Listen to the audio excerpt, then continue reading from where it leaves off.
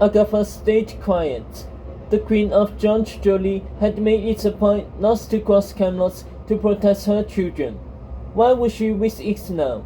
Agatha had that prickly feeling again. The one she had when the story was all wrong. The snake wielded magic and intelligence. He was always a step ahead. So, how'd he end up in Pussy? How'd he end up in the Fool? If Agatha had learned one thing from her fairy tale, it was this. Go looking for the Fool and eventually the path leads straight back to you. Agatha gazed at baby Merlin fast asleep, snuffling beneath his corned hat, a half smile on his face, somewhere in the wonderland of dreams. The princess turned and assessed her team. Two certified witches and a third crowned oath, a practically comatose prince, a shaken reader and a helpless one scream, and a whistle boy surrendered in bed sheets, having burst out of his clothes to get them down. To safety, to victory, to a baby with no beard. Caves of Contempo aged Merlin in with us, Hester mumbled, the witch more undone than Agatha had ever seen her. He can't be more than a few months old.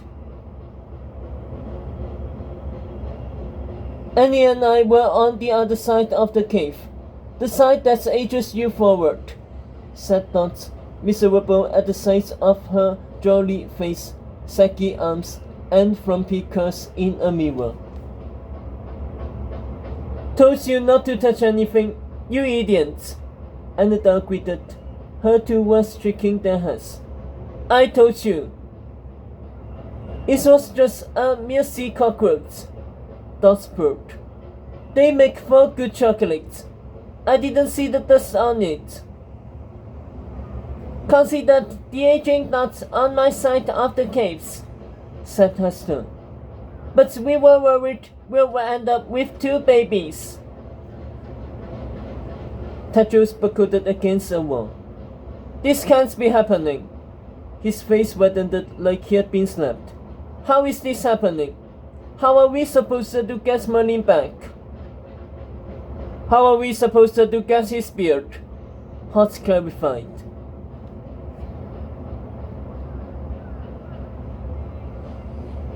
Agatha inched closer to Merlin and his rosy cheeks, his dewy purple cape fanned around him as if he was floating in the sea. His plush that had shrunk to a baby's bonnet drooped over his head. Fists as ears, he shivered in his sleep, lips coated with joy. He was so peaceful, so unaware. But as Agatha drew closer, a low sound echoed.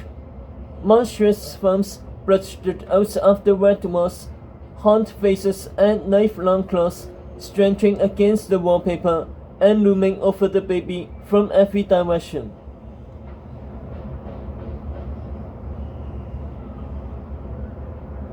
Agatha froze.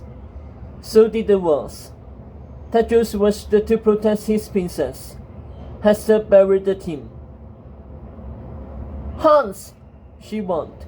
Faster you move, faster they move. She turned to Agatha.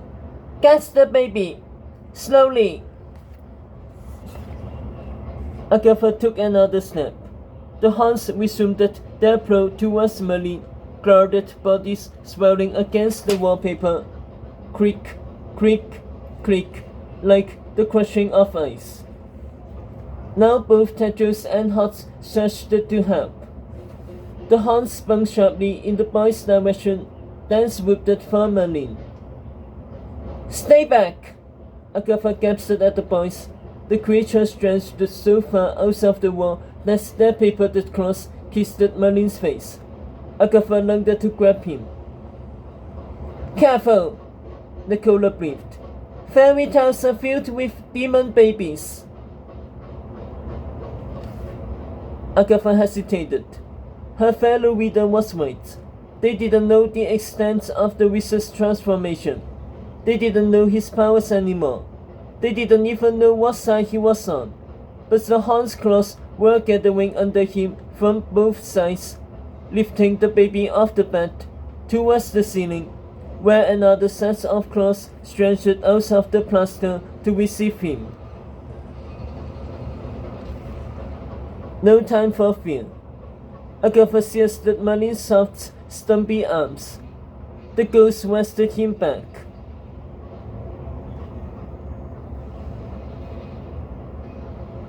Agatha lashed her fist onto Merlin's body, enduring a silence to sow, human against Hans. The more firmly she pulled, the harder the ghost resisted, grappling the baby higher. The child caught between rows. Merlin was well over her head now, her arms at full reach. Standing on tiptoes, Agatha struggled to force the baby down. Hot talons curled around her hands, the broken wallpaper rough against her skin.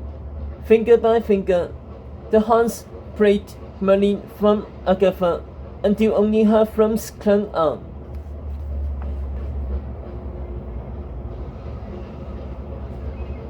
"No!" she cried. Merlin's big blue eyes flew open. The infant saw the Hans, his face coloring with fear. Then his eyes started to Agatha, twinkling with recognition. He, with a cannon's strength, a blast so swift and loud that the Hans dropped him into Agatha's arms and shot back into the walls. The wizard child shrieked with delight as a terrible smell filled the room. Tetris whistled with horror, while the rest shrank from cover. Tinkerbell groggily poked out of the princess's pocket, only to sniff the air and pass out once more. "Was that a dung bomb?" Hot stood under the bed. The baby clapped his hands and flashed a gummy smile at Agatha. "Mama!" he squeaked. "We're doomed," Tetris moaned. The others muttered in agreement. But Agatha didn't flinch, not at the smell. She'd grown up in a graveyard, nor at the infant in her arms. This wasn't a demon child. This was Merlin, who had chosen her over the Hans. Merlin, who had just saved himself. She gazed down at the beaming wizard, blowing speech bubbles. At the moment, a baby had more nerve than its rescuers. "We're not doomed," said Agatha, turning to her prince. "Your father left you 3 tests. Tajos. This is part of the tournament. Things going wrong. You can bet Japheth won't give up at the first sign of trouble."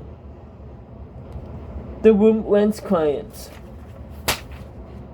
Tajos glared back at her. It was a harsh thing to say, especially since Agatha was just as scared and breathless as he was. But if she had to act like the king to force her prince to stand up, then she'd do what she had to, even if her words hurt.